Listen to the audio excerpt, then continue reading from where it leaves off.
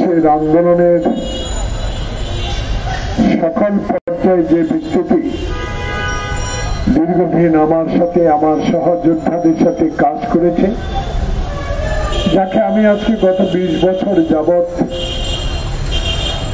দেখতে পেয়েছি মানুষের কথা বলার অধিকার প্রতিষ্ঠার জন্য, সেই স্নেহপদ ছোট ভাই রকিবুল ইসলাম রিপন আজকে অনেক সুবক্তা বাংলাদেশের সমসাময়িক রাজনীতি নিয়ে অনেকগুলো কথা বলেছেন।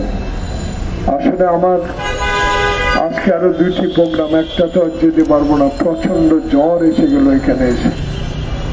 প্রিয় বন্ধুগণ, দীর্ঘদিনের অনেক কথা, অনেক বক্তব্য, অনেক কথা বলার সুযোগ আমরা অতীতে পেয়েছি।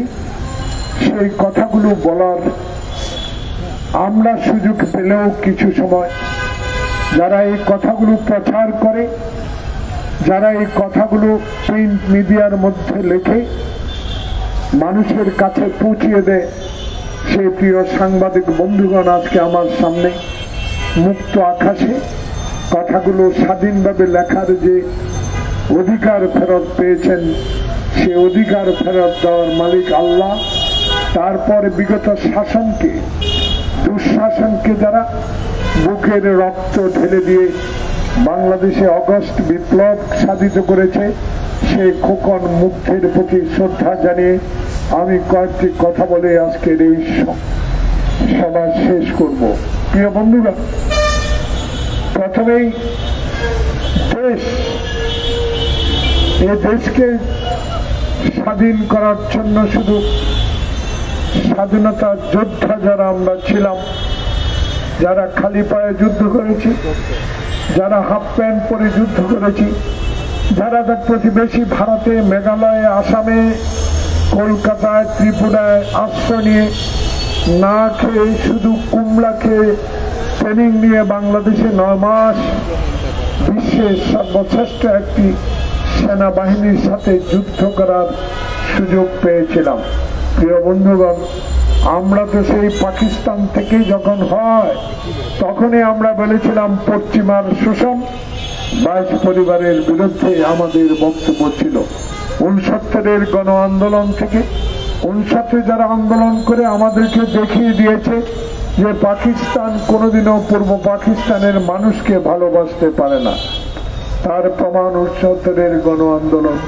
সে আন্দোলন থেকে শুরু করে পাকিস্তান যে কদিনই ইস্ট পাকিস্তান, পূর্ব পাকিস্তানকে শোষণ করেছে, আপনারা যারা আমার বয়স, যারা ইতিহাস পড়েন, তারা দেখেছেন কোনোদিনও ভালো চোখে, সুন্দর চোখে পূর্ব পাকিস্তানের মানুষকে তারা কোনোদিনও গ্রহণ করতে পারে নাই।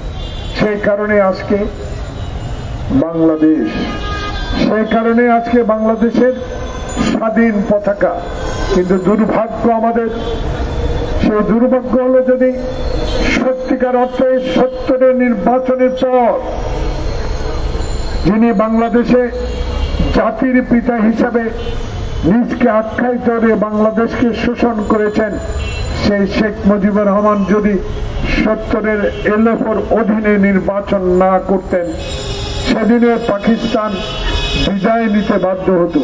সেদিন যদি হুঙ্কার যেভাবে উনি ছাড়েন, সেভাবে যদি বলতেন আমি পাকিস্তান ইআইআর অধীনে, আমি এলএফর অধীনে কোন নির্বাচন করব না।